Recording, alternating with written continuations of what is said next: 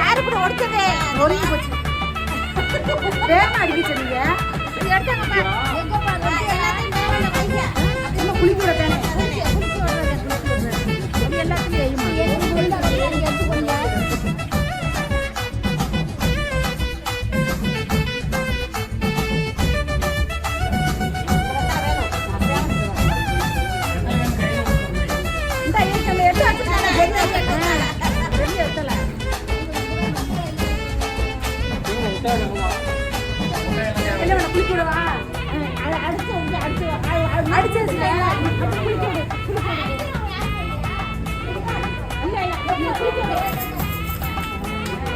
கொடிய போடுங்க கொடிய போடுங்க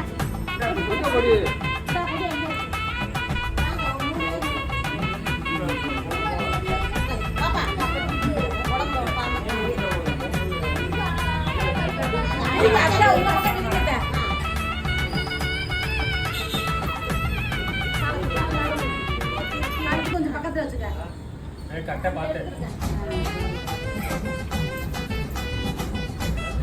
நீங்க நல்லா இருங்க. நீங்க கையை விட்டு வச்சுக்கிறீங்க. ரொம்ப அப்படி வச்சுக்கிறீங்க.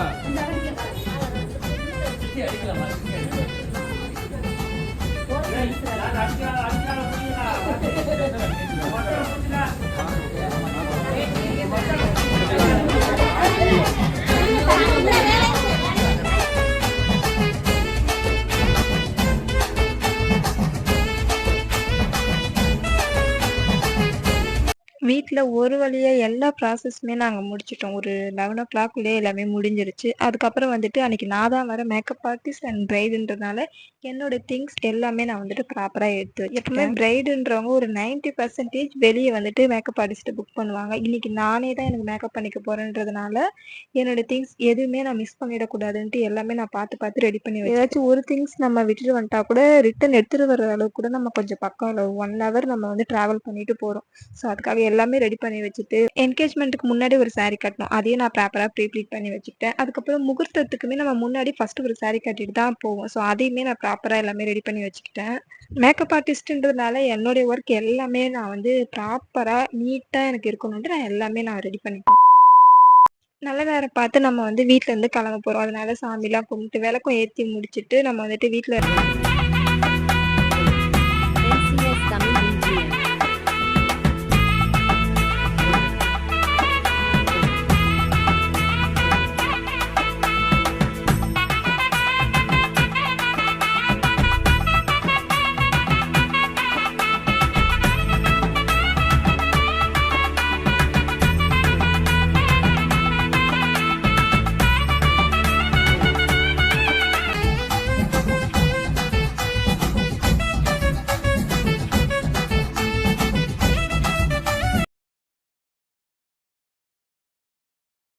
டோட்டலாகவே நம்மளுக்கு ஒரு 3 மாதம் தான் கேப்பே இருந்துச்சு. ஸோ அதுக்குள்ளே நம்ம எல்லா வேலையுமே நம்ம ப்ராப்பராக முடிச்சுக்கிட்ட மாதிரி இருக்கும். மேக்கப் புக்கிங் நான் எடுக்கிறதுக்கு முன்னாடி எனக்கு ஒரு விஷயமே வந்துட்டு ப்ராப்பராக இருக்கணும். நான் வந்துட்டு பிரைட் கிட்டேயுமே அதான் சொல்லுவேன், இந்த இது இப்படி இருக்கணும் அப்படின்ட்டு.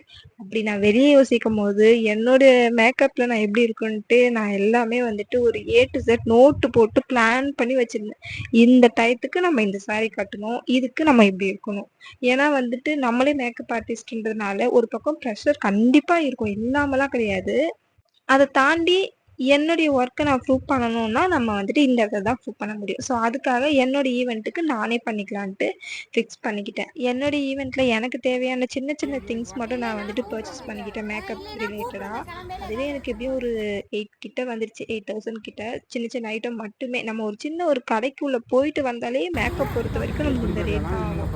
ஸோ ஃபைனலாக நம்ம எல்லா திங்ஸுமே எடுத்து வச்சுட்டு வெளியில் பக்கத்தில் இருக்க கோவில்லையுமே நம்ம சாமி கும்பிட்டுட்டு நம்ம வந்துட்டு கிளம்பிட்டோம். ஏன்னா நம்ம ஒரு 3:30க்கு நம்ம அங்கே போய் ரீச் ஆனாங்கன்னா 6 o'clock நம்ம ரெடியாக இருக்கும் போது ஃபஸ்ட்டு வந்துட்டு நாங்கள் தான் கிளம்பிட்டோம். நான், அக்கா, என்னோட தங்கச்சி, என்னோட ஃப்ரெண்டு 2 பேரும் கார் புக் பண்ணி கிளம்பிட்டோம். அதுக்கப்புறம் நம்ம வீட்டில் இருக்கவங்கலாம் வந்துட்டு ஒரு 4:30 போல் வந்துட்டு மண்டபம் ரீச் ஆகிடுவாங்க.